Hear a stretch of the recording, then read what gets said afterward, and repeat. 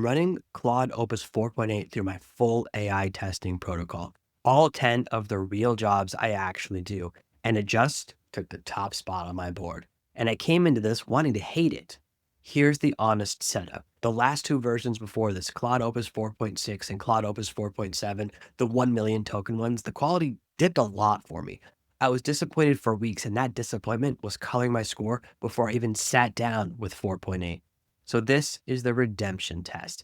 Either the most expensive model on the market earns its place back in front of you right now, or it doesn't.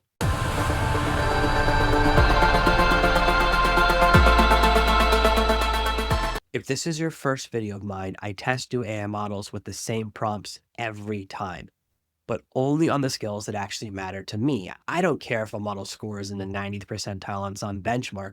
I care if it could do the work I actually do. Subscribe if that's the kind of testing you want. Here's what's coming. I run Claude Opus 4.8 through 10 real jobs. I show you the two categories where my eye flat out disagrees with the automated score, and at the end, I'll tell you whether this thing earns a permanent spot in my stack. With one caveat, I haven't resolved yet. Real quick, before we get into it, if you're finding this useful so far, tap that like button. It's the easiest and free way to support a small channel, and it genuinely helps. So here's how my testing protocol works. Same set of prompts, the exact 10 jobs I do for real money: backend code, a sales page, email copy, a LinkedIn article, social posts, editing, brainstorming, reasoning, a YouTube summary, and a long context task. Every model that comes through the door gets the identical prompts, and an automated rubric scores each output. Then I do the part the rubric can't. I read every single one with my own eye and tell you where the number is right and where it's wrong. Right out the gate, only two categories came back below an A: editing and email copy. So those are the two I want to look at hardest, because those are exactly the categories where I trust my own read over the score. Let's start with the writing, because that's where it surprised me. The social posts are genuinely impressive now. There's one line that's a little too cliche, something about how the hard part isn't building anymore, it's knowing what's worth building. And you can see why every model reaches for a line like that, but it's still a touch worn. The LinkedIn post, though, is really good. If I were posting it myself, I'd change one or two words at most. That's a high bar for me, and it cleared it. The LinkedIn article is one of the better ones I've seen come through here. It's a real jump in quality over a lot of the competition. My only note is the language gets a little fancy. It calls something a middleware cathedral, which is a funny metaphor, but a bit too dressed up for how I actually write. I love where it talks about the model being the plumbing. So my fix is simple: swap the cathedral for more of a plumbing metaphor, and it's there. Small note on a strong piece. Now the sales page, and this is the one I was most curious about. Full screen, it's very good. It uses more color than most models even attempt. The header alone runs orange, white, a dark blue background, light blue, and an off-white all together, and somehow it works. It's all readable.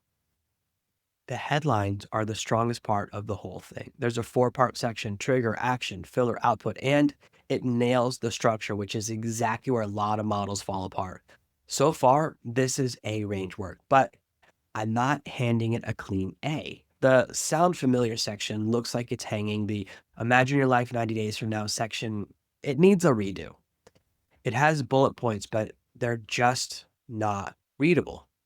There's a formatting problem in there, and there are two orphan buttons sitting on the page, a Microsoft one and a Mayo Clinic one, with nothing anchoring them.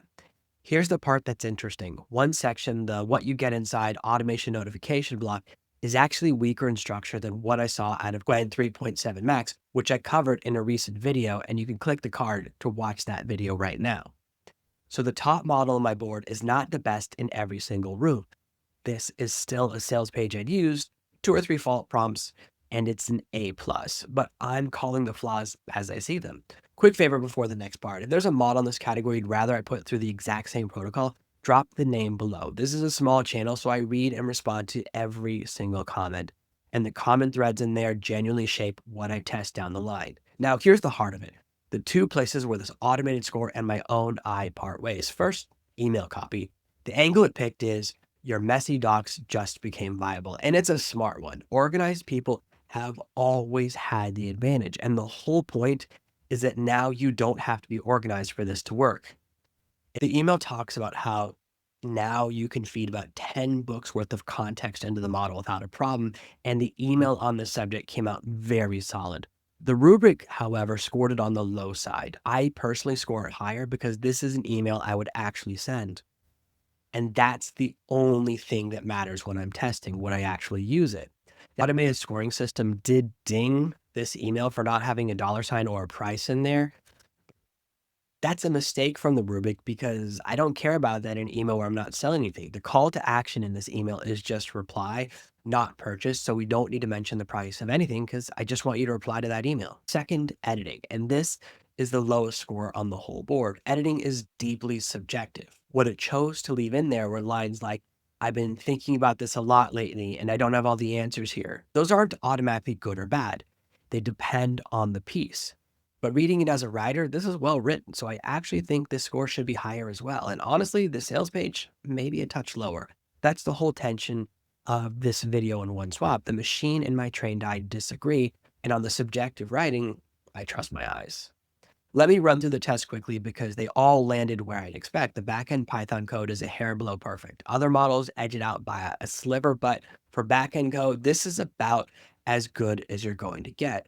The YouTube summary is just flat out perfect. Brainstorming is well above where I need it and really cleanly formatted. And the reasoning task just got the right answers, like basically every model does now, but it actually showed its reasoning along the way, which is the part I care about.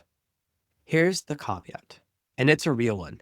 The one category I have not pushed yet is long context. To give this model a true final score, I have to really stress that 1 million token window myself, and that's what I'll be doing next. So treat this as everything but the last test. I'm telling you that up front because the long context window is exactly where the last two versions burned me, and I'm not going to pretend I've closed that loop when I haven't.